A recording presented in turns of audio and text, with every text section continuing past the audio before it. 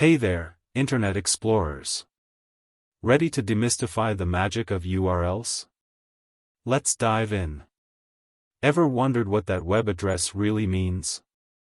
Well, it's called a URL, a Uniform Resource Locator. It's like the address of a house, guiding you to the right place in the vast neighborhood of the Internet. Let's break down a URL. It consists of different parts, each serving a unique purpose.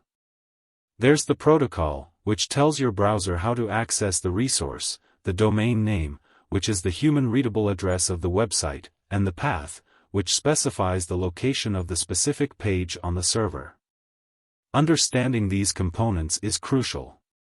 The protocol ensures secure communication, especially with HTTPS. The domain name represents the website, and the path guides you to the exact page you want to visit. It's like a set of instructions for your browser. URLs kick off with different protocols. HTTP and HTTPS are both protocols that define how data is transmitted between a user's browser and a website. For example, HTTP is used for unencrypted connections, while HTTPS is used for encrypted connections. You've seen www a lot, right? It stands for World Wide Web. Back in the day, it was a subdomain used to signify a website.